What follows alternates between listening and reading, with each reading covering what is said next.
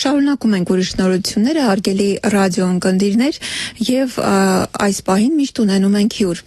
Այսօր տաղավարում հյուրընկալել ենք մի մարդու, ում գործունեության առանցքում մեր հասարակության ամենակարևոր եւ զգայուն շերտն է։ Խոսքը նախադպրոցական տարիքի երեխաների մասին է։ Մեր հյուրն է մանկավարժ Բարեկրթիկ գրքի հեղինակ Վարդուհի Գրիգորյանն է։ Մենք այսօր խոսելու ենք այն մասին, թե ինչպես է դրվում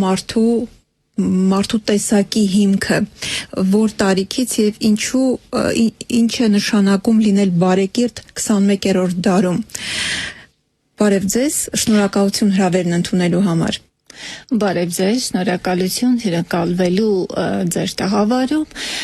Բնականաբար շատ ճիշտ ակնարկարեցիք, ես Վարդուհի Գրիգորյանն եմ, Բարեկրթիկ հեղինակային գրքի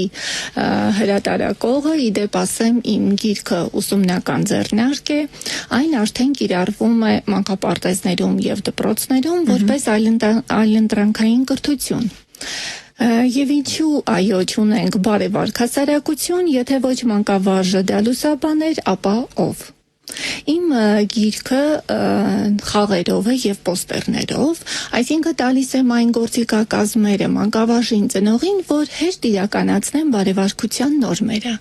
Բարեկրթիկ գիրքը 13 բաժնից է բաղկացած՝ բարևիկ, բարևի կոլտուրան, ժպիտիկ, սերիկ, երջանիկ, համերաշխիկ ընտանիք մոդուլը, բարեկրթիկը բարեվարկության նորմերը միջավայրում եւ տրանսպորտում առանձնակի շեշտադրում եմ դրել,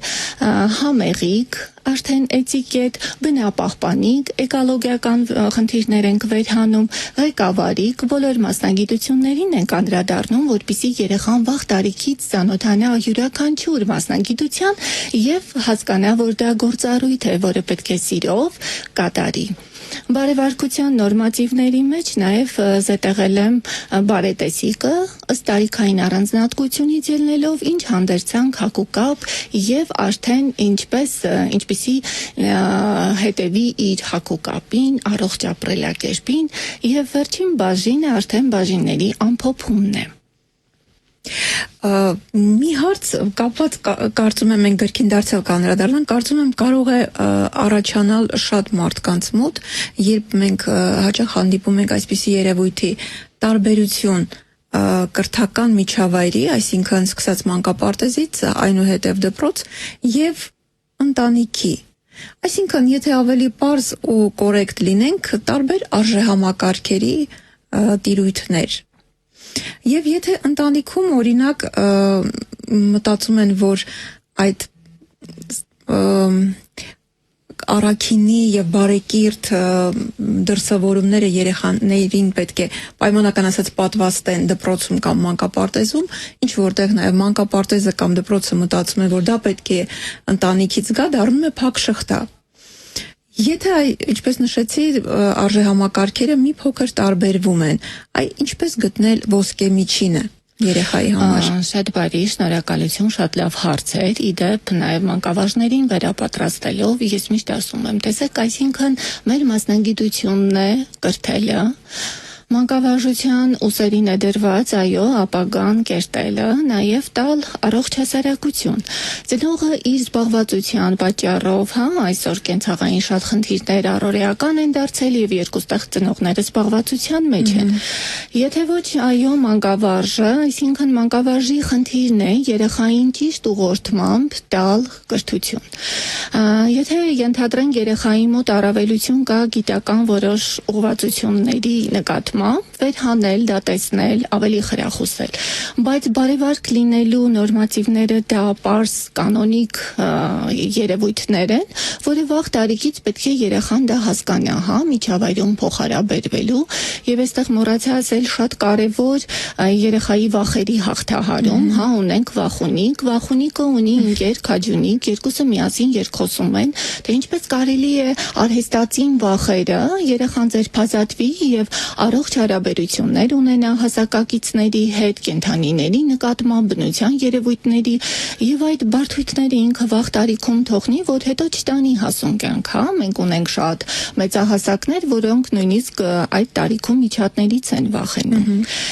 Եվ դա շատ կարևորել է միմյանց հետ փոխհարաբերվելիս, հա, վատ խոսքը, որը որ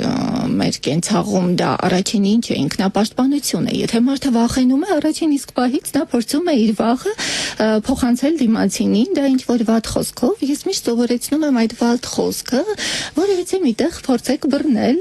նա չգնաց, ոչ միտեղ չեկավ, այլ քո լեզվի աջ եւ ծախ կիսագնդում է։ Եթե այդպես ամրացնենք, այսինքն դա իմ խնդիրն է, ես եմ հանձնառություն արել, բժշկին հավասարազոր է, մանկավարժը առողջացնել երեխային, կամ դու կամոքես նրա կյանքը, կտաս նոր թևեր, կվեր հանես նրա ուժեղ կողմերը, դու դա կտեսնես, եւ եթե շատ լավ հմուտ մանկավարժ ես, կաշխատես գեղեցիկ կերպով ծնողի հետ։ Այ օրինակ, իմ շատ սաներ, ես արդեն անպագորգոր չհնչվի, մոտենում եմ 30 տարվա մանկավարժությանը, որքան սերունդ եմ տվել 18 տարեկանից սկսած, եւ ես բացահայտել եմ այդ երեխաների ուժեղ կողմերը, ծնողների հետ աշխատել ենք երաշտական ունակությունները, կամ արվեստի ճյուղերը, կամ գիտական, այ Մկրտիչ Քեբեբջյանը Մկոնի իմ սաներից է, ես այդ տարիքից տեսա, որ նրա մեջ զարգացած են դերասանական հմտությունները։ Եվ մենք, որպեսզի չբախվենք, դպրոց, մանկապարտեզ, ծնող, մենք փորձում ենք ապրումակից լինել, որովհետև ծնողը պիտի տեսնի, որ ես մոր խնամքով, մայրաբար եմ տեսնում, բացի որ իրականացնում եմ կրթություն, դասեր առարկայական, նաև ես երեխային փոխօգնող առաջին մարդն եմ, որովհետև ինձ հետ բավական երկար ավելի ժամանակ է անցկացնում երեխան, եւ ես երեխային պիտի ճանաչեմ։ Եվ որպեսզի այդ կապը չխաթարվի, ինչ որ միտեղ ու բախում տեղի չունենա, ես եմ այդ մասնագիտության կրողը եւ ոչ ոք։ Եվ այդ 45 րոպեն, թեկուզ մանկապարտեզում, աշխատում ես 8:30-ից մինչև 5:30 երեխան քո խնամքի տակ է։ Եվ դու պիտի լինես այն ուղղորդողը երեխային, ճիշտ այս ծիրակողը, հեղինակություն պիտի լինես, որպեսզի քո խոսքը նա նաև տանի տուն, եւ այդպես է եղել։ Երբ որ միշտ մատնանշել են, ուղում է մեզ, սառնարան պետք է ասել, հեռուստացույց պետք է ասել, խոսքը ճիշտ ուղղես, դու ես դա իրականացնում։ Բարդուի, բայց ես նախորդ հարցս մի փոքր էլ խորացնեմ, որովհետև շատ անգամ լինում է, երբ այսպիսի հոգատար, կարևոր մասնագիտական մոտեցում է ցուցաբերվում երեխայի հանդեպ, բայց բավական է երեխան հասնի տուն եւ տանը թեկուզ մեկ օրինակով կամ մեկ հրահանգով հայրը ասում է, եթե քեզ խփեն, դու էլ պատասխանի, եթե այսպես, ապա այնպես, երեխան դա էլ է անցալում եւ հետո ավելի բարդանում է մանկավարժի աշխատանքը։ Այդ բևեռացումների միջև երեխան ինչպես կողմնորոշվի եւ հասկանա, որ սա է ճշմարիտ ուղին։ Եվս մեկ անգամ մատնանշեմ, եթե ես տեսական դա ուղակի խոսեմ, ենթադրենք բարևաշ պետք է լինել, այսպես պետք է մեզ դրսևորել, ու երեխան գործնական դա չկիրառի, ինքը չզգա, պետք է ստեղծել միջավայր, եւ միջավայրում երեխաները շատ լավ միմյանց հետ ավելի լավ են կարողանում, այսինքն երեխայի միջոցով դա պետք է անել։ Երբ որ երեխային բացատրում ես կամ գործնական ցույց ես տալիս, եթե դու այսպես վարվես, թեկուզ տանը ավելի ուժեղացնես, ոչ թե թույլատնես, այդ պարագայում բարևարք լինելը դա դեռ չի նշանակում, որ դու թույլ ես, ընդհակառակը դու ավելի ուժեղ ես, եւ հայրիկին երբ որ ինքը կասի ես ավելին եմ, ես ուժեղ եմ, ես ուժեղ խոսք ունեմ, ես կարող եմ կանգնացնել որևէ մեկին, երբ որ ինձ փորձում են եւ վախեցնել, եւ վարքային դրսեւորում ցույց տալ կամ չթողնեմ մինչեւ բանը հասնի դրան։ Ես դրա համար եմ ասում, այստեղ շատ կարեւոր է մանկավարժ այդ ինստիտուտը անցնի, վերապատրաստվի, գործիքակազմեր տան, Հիմա տեսեք մեր հասարակության մեջ, ես ցավով եմ դա արձանագրում, բայց դա փաստ է։ Մենք բոլոր դպրոցներում, արդեն մանկապարտեզներում ունենք ներառական հասարակություն, չէ, բայց դրանք մինչև այդ ինստիտուտը անցնելը մանկավարժը պիտի հասկանա, որ դրանք գեր ունակություններով հարուստ երեխաներ են, դա էլ չեն նկատում։ Երբ որ բերենք նմանօրինակ իրավիճակներում տանք ճիշտ մանկավարժին մի քանի բանալի խոսքեր, ինքը շատ հեշտ իրականացնի այդ կրթությունը եւ ծնողն էլ կգա, այդ հայրիկներն էլ են եկել դեպի ինձ, երբ որ խնդիրը տեսել ենք, էլի դարձյալ դնում է մանկավարժի ուսերին, բայց այլ այնտրանք չկա, դա է մեր մասնագիտությունը, ես գիտեի ինչի համար եմ ընտրել այդ մասնագիտությունը, ուրեմն պետք է պատվով դա կատարենք։ Այստեղ հասարակությունը ներողություն խնդիր չունի, ոչ մի ծնող վատը չի ուզում իր երեխային։ Երևույթին եւս անդրադառնանք, սա էլ կարծես եւ օրինաչափ է եւ երբեմն հասնում է ծայրահեղության, երբ ծնողները ձգտում են երեխայի ամբողջ ազատ ժամանակը զբաղեցնել։ Խոսքը նաեւ եւ նախադպրոցական, եթե օրինակ չեն հաճախում մանկապարտեզ, ապա երեխան գնում է ինչ որ խմբակ, կրթահամալիրներ, որտեղ սովորեցնում են միանգամից մի քանի լեզու, երեխան արդեն դպրոց գնալիս գիտի հաշվել, գրել, կարդալ, իսկ արդյոք հետո ուրիշ բարդությունների չի հանդիպում, օրինակ հենց տարական ձանձրույթի, երբ նա արդեն թվերը գիտի, տառերը գիտի, բանկերով կարդում է եւ այլն, նոտաները գիտի, ինչու ոչ, կա ինչ որ չափ, որը չարժե անցնել հենց հանուն երեխայի։ Շատ լավ, նաև կեցեք շատ լավ հարց բարձրացրեցիք, որին որ մենք գրեթե ամեն օր բախվում ենք։ Ծնողները անկատար իրենց երազանքները փորձում են տեսնել, գտնել երեխաների մեջ եւ իրենց թվում է, ես միշտ սովորաբար ասում եմ, երեխան ենթադրենք, ասում ենք, չէ, մաթեմատիկական կարողություններից թույլ է։ Ինչու եք դուք տալիս պարապելու, որովհետև երեխայի ուժեղ կողմերը այնտեղ պասիվանում են։ Դուք պետք է գտնեք երեխան, ենթադրենք այդ առարկայից կարող է գերազանց գիտնական դառնալ վաղը մյուս օր։ Եվ երեխայի մանկությունը բավական է գողանակ։ Այո, այն ծրագրերի ինչու նշեցի հայեցի միակ մանկավարժն եմ, որովհետև տեսեք որքան սերունդ եմ ես դիտարկել։ Ես հայեցի երեխայի ժամանակակից երեխայի չափորոշիչներին համապատասխան գիրք եմ ստեղծել եւ այդ աշխատանքներին որևէ ինչու է այս քաոսը դպրոցում, որովհետև ներողություն ծնողները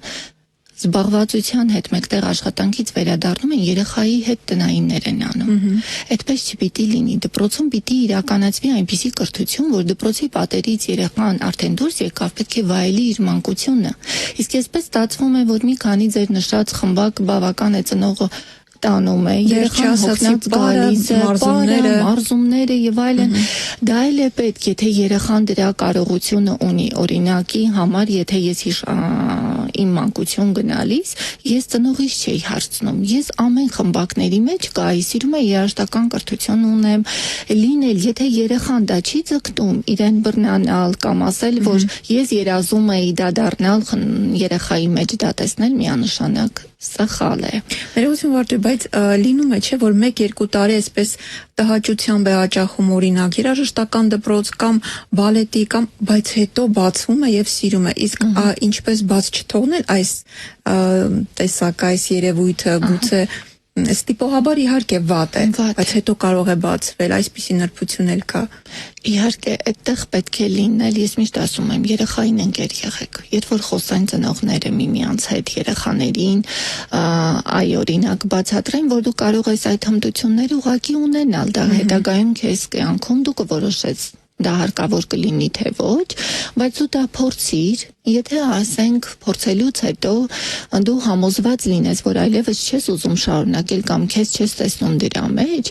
եւ ես այ ղեկավարի բաժնում հիմա գործում եմ դպրոցը Թումանյան 23-ում, մենք նշեցի մասնագիտություններն անցնելիս այդ մասնագիտության տեր կրող մարդկանց հետ ենք խոսում։ Ես որքան էլ որ, իմ մանկավարժությունն է ուղղակի այդ փորձառությունը երեխային տալն է, բայց յուրաքանչյուր մասնագետի գտնել հաստատ համոզված եմ, որ միջավայրում հարազատների եւ այլն կգտնվի այդ մասնագետը եւ կսկսի երեխայի հետ թող խոսեն, ինչ է դա տալիս, կամ այդ մարդը պատմի իր պատմությունը երեխային, երբ որ դու տալիս ես բոլոր այդ հարցերին, իրեն հուզող հարցերին բոլոր պատասխանները բավարարվում է, այդ ժամանակ երեխան ինքն էլ վստահաբար համոզված եմ, երբեք չի ասի, կասի վայնց դա էլ է հետաքրքիր, ես խոսեցի այդ անձնավորությամբ ու դա բնական կլինի, այ երբ որ մենք մի բան, երբ որ ասում ենք չէ, երբ որ ասում եմ, ապա փորձիր այդ բարևը Գեղեցիկ ժպիտով ասել։ Հələ դες քո ընկերը ոնց քեզ ժպտաց։ Երբ որ դու դա կիրառում ես ու բավարար չի երեխային էլ դա ես սովորեցնում, որ կիրառելով տես արդյունքի հասար, ապա խնդրանքով երբ որ ասես, տես ոնց բացվի բոլոր փակ դռները քեզ համար, սիրով դա անես, ինչ որ անում ես, սերը փոխանցվելու է քեզ, հա? Քո հայրենիքի նկատմամբ, ընտանիքում, փոխհարաբերվելիս, այսինքն այդ բացը, երբ որ երեխան տեսնում է, թե ինչպես է լցվում, հա, սպունգի մեջ այդ ինֆորմացիան ինչպես դա անցալեց, նա չի կարող վատ արտադրել։ Դրա համար հիշեցի Խորհրդային Միության մանկական երգերը, որտեղ բոլորից հայտնի եւ շատերի կողմից սիրված Ուլիպկա երգում կա, չէ՞, կիսվիր քո ժպիտով եւ անպայման կվերադառնա քեզ։ Բարդուհի, ձեր խոսքում մի քանի անգամ շեշտեցիք հայեցի դաստիարակությունը, հայեցի մոտեցումը։ Իսկ այ 30 տարվա մանկավարժական փորձի ընթացքում հավանաբար դիտարկած կլինեք, հայ երեխան տարբերվում է ռուս երեխայի, ամերիկացի երեխայից եւ բազմաթիվ այլ ազգերի։ Ինչու՞մն է առանձնահատկությունը հայ երեխայի։ Շատ ճիշտ է։ Տեսեք, երեխաների ինչու եմ ասում հայեցի դաստիարակության, որքան է մենք փորձենք ժամանակակից աշխարհում յուրաքանչյուր ազգ առանձնանում է իր մտածելակերպով, իր վարքուբարքով, փորձելու, հա, տեղայնացնելուց առաջ դա պետք է մի հատ փորձաշրջան անցնի։ Իսկ մենք ինչ արեցինք, բոլոր ծրագրերը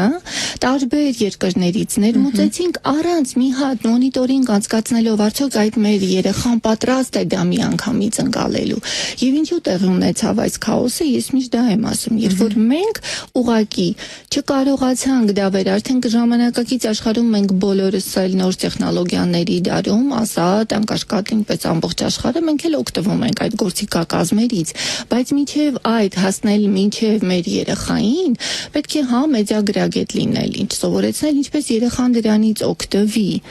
որովհետև այո, մենք առանձնանում ենք մեր ապրելակերպով, մեր սովորույթներով, մեր ճաշացանկով, մեր բարևի կուլտուրայով, մեր ժպիտով, մենք տաք երկիր ենք, հա, մենք չենք կարող համեմատվել այլ ազգի երեխաների հետ, այո, սկանդինավյան, այդ տարբերությունները ոչ թե մենք ժամանակին համընթաց չենք գնում,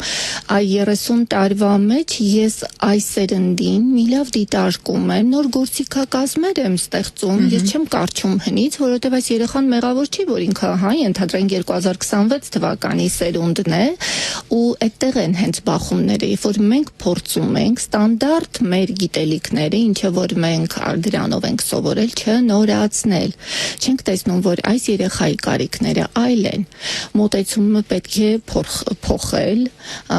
ավելի այլ կերպ ուսումնառություն իրականացնել, ամեն օր պետք է դա դիտարկել ու փոխել։ Եվ դրա հետ մեկտեղ պահել երեխայի անհատականությունը, որովհետև ոչ մի երեխան նման չեն, ինչպես նշեցիք ազգերը, այնպես էլ հայ երեխաներն են տարբեր։ Խորհրդային Միության կրթական համակարգը մի կողմից շատ գովելի է եւ շատ են հիշում, վերհիշում, անգամ ձգտում ինչ-որ բան հիմա հետ բերել, որովհետեւ փորձը ցույց տվեց, որ շատ դրական կողմեր կար, բայց նաեւ բացասականներից նշվում է, որ հենց կոտրում էր անհատականությունը, այդ կոլեկտիվ մտածողությունը ի վերջո, եթե ընտանիքը ավելի ուշադիր չլինի երեխայի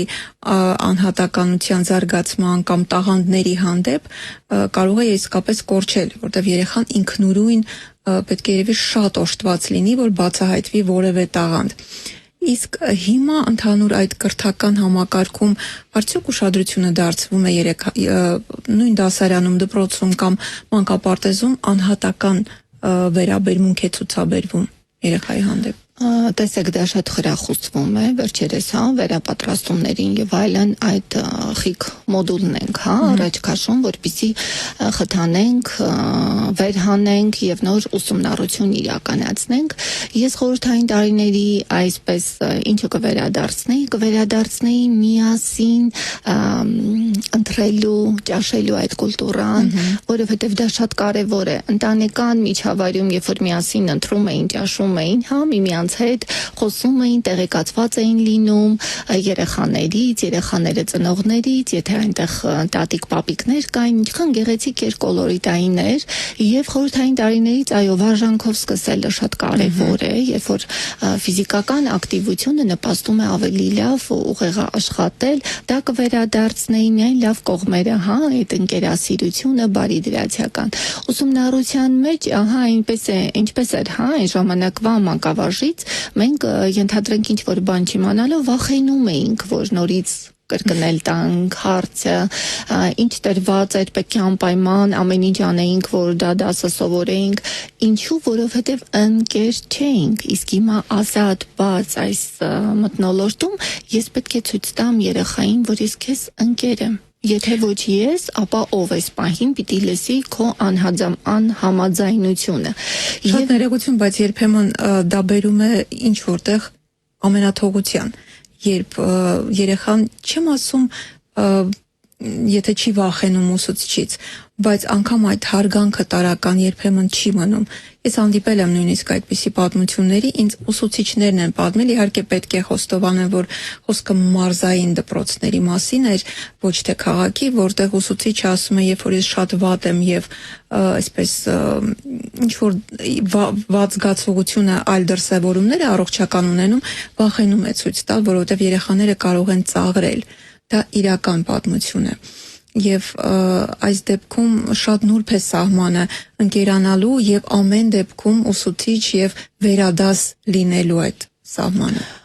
Տեսեք, միգուցե դարձյալ ինձնից իմ փորձառությունից պիտի ասեմ, իմ ձայնային ելևէջները 34-35 երեխաներին կրթելուց չի իջնում, երբ որ ինչ որ մի բան այնպես չի լինում, ես դա բացատրում եմ տվյալ պահին, եկեք վերլուծենք այս իրավիճակը։ Անկեղծ ասած, իմ խոսքը երկրորդ անգամ երբեք չի եղել, այնպես չտվա, որ հա, ընկեր լինելով մեկտեղ, նաև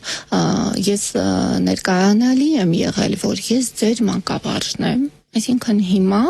պետք է իրականացնենք պարապմունք, պետք է իրականացնենք դաս, եւ դուք այսօր շատ կարեւոր մարդիկ եք։ Երբ որ կարևորում ես երեխայի անձը, մի փոքր շատ ակտիվ այդ երեխաներին, ես շատ հանձնարարություններ էի տալիս։ Դու այսօր կարևոր հանձնարարություն ունես, դու հիմա երեխաների համար այս պիտույքները կբերես, կդնես, դու իմ օգնականն ես, դու իմ աչքերն ես, չեք պատկերացնում այդ գերակտիվ երեխան այնքան էր ինքը գործառույթի մեջ տվյալ պահին ու այն էլ պաշտոն ուներ, որ ինքը այլևս ոչ խոչընդոտում էր, ոչ խանգարում էր դասը, ոչինչ չէր անում, ինքը կարևորվել էր։ Ես միշտ ասում եմ, հա, իմ տուրերի ընթացքում էլ 40-60 մարդկանց հետ ես անմիջապես գտնում եմ այն ակտիվին ու յուրաքանչյուր մանկավարժ գիտի, հա, այն երեխային դառնում եմ այդ պահին իր ընկեր, բայց դու ինձ օգնական, բայց դու շատ կարևոր, դպրոցում դու շատ կարևոր անձ ես, ու շատ կարևոր մի մանկավարժներիս մոտ մի հատկություն պետք է ձևավորվի։ Ոչ թե մենք սխալը երեխային ամբողջ դասարանի ընթացքում մատնացույց անենք, այլ առանձին։ Երբ որ երեխան մեկ լսեց, երկրորդը լսեց, հավատացեք, երրորդը նա դա պատասխանելու է մանկավարժին, որովհետև այդպես է մենք էլ, հա, մենք մեկ լսենք վիրավորանքը, երկրորդ անգամ լսենք, երրորդը հակադարձվելու ենք այդ մարդուն, ղեկավար լինի, ով ուզում է լինել, մենք փորձելու ենք թեկուզ աշխատանքի խոչընդոտի միջոցով ցույց տալ, որ մենք անհամաձայն ենք, որովհետև դուք մեզ հետ անարդար վարվեցիք։ Ես երբ որ երեխան պատասխանում է, ասում եմ՝ շատ լավ է, լսեցի, հրաշալի է, արի մտածենք, էլ ինչ տարբերակներ կան, միգուցե գտնենք, բերում եմ բոլորին այն պես, որ ինքը այդպես էլ հասկացա, որ ինքը սխալ էր պատասխանել, ինքն էլ իր սխալը անմիջապես ուղում է։ Հա, մենք սովոր ենք այդ երևույթները ծնողներին իջեցնելու, ընդհակառակը այդպես չպիտի լինի։ Դասարանում, եթե ուզում ես հաջողության հասնել, եթե զգում ես արդեն երեխաները, կան երեխաներ, որ գերակտիվ են, իրենք չեն կարող այդ 45 րոպե նստած լինել։ Փորձեք իրենց հետ անընդհատ գրատախտակի մոտ, քեզ մոտ անընդհատ գործառույթ տալ, որ երեխան պասիվանա, զբաղված լինի։ Չկա որևիցե մի ելք, եղել է, որ ես նույնիսկ այսպես հոգնած եմ եղել, ամբողջ երեխաներն են դա նկատել ու տեսել, որ այս պահին կարող ենք հանգիստ լռել։ Եղել է, որ հա, տնօրեն դուռը բացվի, դուք էստեղ եք։ Այսինքն ոչ թե ես ասում եմ ընկեր լինելը դա նշանակում է ուղղակի սահմանները, եզրույթները, հա, բաց թողնել, որպեսզի երեխան այնտեղ ընդհակառակը դու պետք է անընդհատ խոսել, երեխան շատ է սիրում, երբ որ խոսում ես, բացատրում ես, գտնում ես, տրամադրություն չունես, ոչինչ։ Իսկ մենք ինչ ենք անում, այս երեխան ինչու չունի, ինչ մի քանի րոպե հետո երեխային հանգիստ պետք է թողնենք, այլ մենք մեր հույզերը չենք ճանաչում։ Երբ որ հույզերը ճանաչենք, սովորեցնենք ճանաչել, հույզերն էլ նաև կկառավարվեն։ Իսկապես մեծ հմտություններ է պահանջում նման մոտեցումները։ Բարդուի ուզում եմ մի շատ կարևոր եւ նուրբ թեմայի անդրադառնանք, քանի որ անվիճելի է, որ նախադպրոցական, նախակրթական տարիքը ամենակարևորն է մարդու ձևավորման կյանքում, ձևավորման ընթացքում եւ հիմնական այդ բոլոր հիմունքները թե բարեկրթության, թե մտածելակերպի, թե արժեհամակարգի ձևավորման կայանում են հենց այդ տարիքում։ Մենք քիչ առաջ անդրադարձանք անհատականության եւ ինչ որտեղ նաեւ թիմային մտածողության։ Հիմա այսօր մեր կյանքում այնքան մարտահրավերներ կան եւ այնքան շատ կոչեր կան միավորվելու մասին, որ թվում է թե լավ, որտեղ է այդ ոսկե միջինը, որտեղ ես անհատ եմ, որտեղ ես միասնականություն պետք է ցուցաբերեմ։ Նույնը մարզարվեստում, սպորտում մենք ասում ենք, որ թիմայինում մենք չկանք, բայց անհատականում մենք միշտ հաղթանակներ են գրանցում։ Հիմա կա նաև այսպիսի կատակ, որ որքան հայ կա, այնքան ամեն օր արթնանում է վարչապետ եւ նախագահ, որովհետեւ բոլորս անհատ ենք։ Հիմա այս երեխայի ձևավորման փուլում ինչպես անել, որ երբ պետք է ինքը անհատ լինի, իսկ երբ պետք է ունենա նաև թիմային մտածողություն։ Դարձյալ էլի մանկավարժի գործոնը պետք է այստեղ շատ հմուտ լինի, որովհետև մանկապարտեզի կյանքը շատ կարևոր է երեխայի հետագա դպրոցի այդ անցումը տալ, հա։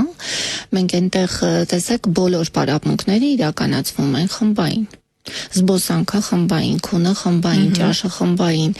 անընդհատ երեխան այդ բոլոր թե դպրոցում դա չի իրականացնում, մանկապարտեզում ինքը իրականացնում է իր հասակակիցների հետ։ Եվ այստեղ շատ կարևոր է նաև ինչու ենք նշում անհատականությունը, կան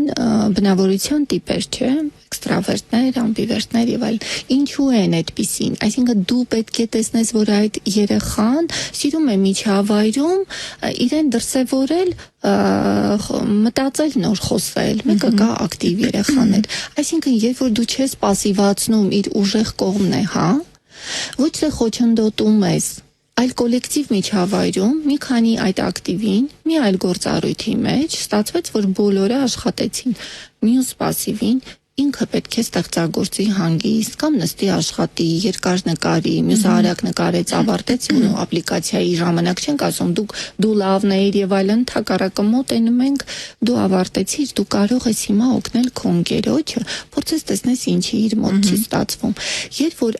այդ փոխօգնող միջավայրը ստեղծում ենք, որ տարբեր բնավորության տեր երեխաներ կարողացան նույն աշխատանքը իրականացնել, ոչ թե սահմանափակ ժամանակահատվածում, նույն կերպել դպրոցում, ոչինչ որ ինքը թելադրությունը դանդաղ գրեց, ոչ թե խոչընդոտել, որովհետև այդ երեխայի մոտ այդ կարողությունը այդպես է, փորձել 1-2 հմուտ աշխատանքի միջոցով երեխան այդ բառերը ճիշտ լսել, իսկ այդ կապակցված խոսքը եւ այլն դա գալիս է մանկապարտեզից, հետո տալիս ենք տարական դասարանին։ Հասկանալի է, թե որքան մեծ աշխատանք պետք է տարվի մանկավարժների հետ, որքան ծնողները պիտի աշխատեն իրենց վրա, որպեսզի կարողանան ճիշտ փոխանցել այդ ամենը երեխաներին։ Եվ յուրաքանչյուր անգամ, երբ խոսում ենք երեխաների դաստիարակության, կրթության, բարեկրթության մասին, միշտ հիշում եմ, իդեպ այս պատմությունը վերագրվում է թե հոգևորականի, թե Մակարենկոյի, թե երբ պետք է սկսել դաստիարակել երեխային, հարցնում է մայրը, մի դեպքում ասում են մի տարեկան է, մյուս դեպքում ասում են, որ մայրը երեխային է սպասում, եւ ինչ թիվ էլ որ ասում են տարիքի, ասում են արդեն ուշացել եք։ Ձեր գրքի բարեկրթիկի միջոցով երբ պետք է սկսել երեխային փոխանցել կամ սովորեցնել վարվելակերպի, բարեկրթության, էտիկետի կանոնները, կա որոշակի տարիք, թե ավելի շուտ ձեր խոսքը լսենք։ Շատ բարի, միանշանակ այդ որ երեխան, 1 տարեկանից սկսած արդեն ձևավորվում է իր մոտ բառապաշար, շրջապատի նկատմամբ ընկալում, 2-ից 3 տարիքում ինքը արդեն տարեկան հասակում փորձում է այդ շահկապել, նախադասություններ դարձնել, հետո արդեն ծանոթացած միջավայրում ըստ իս իմ գիրքը գրել եմ 5-ից 15 տարեկան երեխաների համար, 5 տարեկանից սկսած արդեն կարող է երեխան ինքնուրույն, այստեղ նշեցի 40-ից ավել խաղեր եմ տվել եւ պոստերներ կան գրքից բացի։ Գրքի խաղով սովորելը բավականին հաճելի է երեխայի։ Հաճելի է, այո։ Քանի որ ես ուզում էի ոչ թե խոսքի զարգացման պարապմունքի ընթացքում ծանոթանան ուղակի բարեվարկ նստելու, տիկնիկին հյուր են գնացել, ենթադրենք ճանապարհը պատառաքաղի ինչպես պահել, ուղակի իսկ դա դառնա առարկայական։ Մեկ ուսումնական տարվա համար եմ այն գրել, տվել եմ այնտեղ բանաստեղծություններ, սուտասելուկ, հեքիաթներ, համաշխարհային ճանաչված մարդկանց աֆորիզմներն եմ վերհանել, այնտեղ զետեղել, բացի այն, որ իմ մտքերն են, իմ խոսքերն են, հեքիաթներն են, այդ վարքականոններն են, խաղերն են, ինչպես խաղանդերային, շատ հետաքրքիր պատմվածքներ եմ դրել, որպեսզի երեխաները միմյանց հետ փոքր հանդիսություններ են ունենում, իրենք այդ դերային հանդիսությունների ժամանակ եւս սովորեն։ Այսինքն բազմա ֆունկցիոնալ եմ դարձրել այս գիրքը, որ դառնա առօրեական, կանոնիկ, որ անընդհատ ճանապարհային